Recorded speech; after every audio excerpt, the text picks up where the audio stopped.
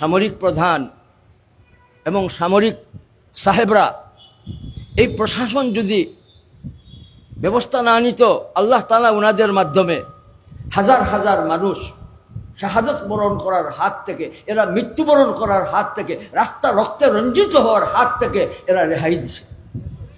আল্লাহ তাআলা ওনাদের কাছে শক্তি দিছেন, তোমরা আমার বাংলাদেশের এই মানুষদের, ছাত্রদের, জনতাদের আর মারতে দেব না। ও সেনাবাহিনী, তোমরা বলো আমাদের আর কোন শক্তি নাই, এই মানুষের ঢল আমরা আটকাইতে পারবো না। এরা যদি তখন অস্ত্র প্রয়োগ করত, লাখ লাখ মানুষ মারা যেত। আমরা সেনাবাহিনীদের মুবারকবাদ দেই, এই মজলিস থেকে আমরা মুবারকবাদ দেই কাদের? সেনাবাহিনীদের। আল্লাহ তাআলা ওনাদের আকলের মাঝে, ওনাদের সেহেতের মাঝে, ওনাদের বউ বাচ্চাদের মাঝে, ওনাদের জীবন যৌবনের মাঝে আল্লাহ আরো শক্তি ঢালিয়া দাও। আইন শৃঙ্খলা বাহিনী, পুলিশ বাহিনী সবাই দোষী নয়। দেশ আমার, দেশে ভালোবাসা, দেশের প্রতি ভালোবাসা রাখা, দেশপ্রেমিক হওয়া, দেশে ভালো লাগা, এটা ইমানের অঙ্গ। সুবহানাল্লাহ পড়ি। কোনোভাবেই আমাদের ইমানে আঘাত আসুক করব, তাহলে আমরা দেশপ্রেমিক বনবো ইনশাল্লাহ। দেশের প্রশাসনে যারা আছেন ওনাদের কদর করা, দেশ পরিচালনার দায়িত্বে যারা আছেন ওনাদের কদর করা, দেশপ্রেমিকতা।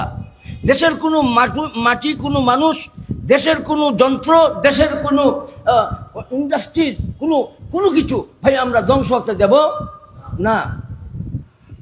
আইন আমরা কোনোভাবে হাতে নিব না।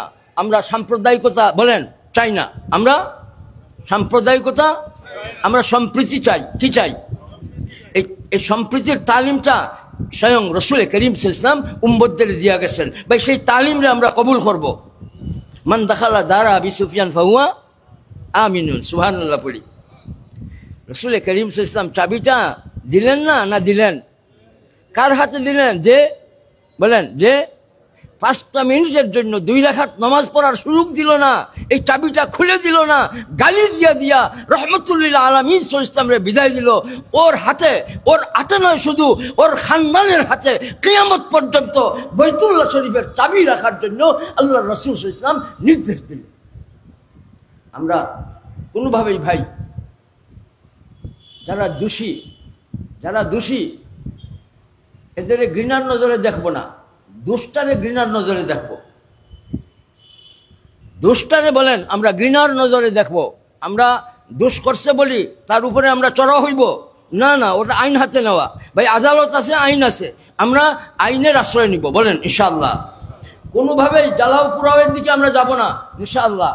আঞ্জুমান হেফাজত ইসলাম সম্প্রীতি চায়, আঞ্জুমান হেফাজত ইসলাম সহমর্মিতা চায়, আঞ্জুমান হেফাজত ইসলাম ঐক্যবদ্ধভাবে থাকতে চায়, আঞ্জুমান হেফাজত ইসলাম উখুওয়াত, মাওয়ালাত আর মাওয়ানাসাত চায়, ভালোবাসা চায়।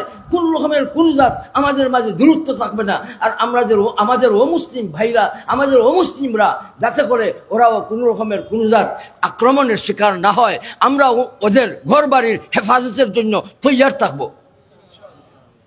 বলছিলাম পুলিশ বাহিনী সবাই দোষ করে নাই, দেশ রক্ষা করা আমাদের দায়িত্ব।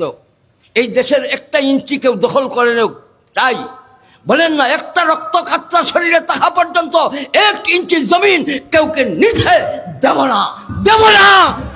না। আচ্ছা সম্মানিত হাজির, সময় কমছে, আমরা সম্প্রীতির জিন্দগি ধরবো ইনশাআল্লাহ। আমরা সন্ত্রাস এবং সাম্প্রদায়িকতারে ভুলে যাব, ছেড়ে দিব। আমরা তো করি না, তারপরেও আমরা প্রতিজ্ঞাবদ্ধ হইলাম মৌত পর্যন্ত কোনো সাম্প্রদায়িক দাঙ্গা সৃষ্টিকারীদের আমরা ছাড়ব না।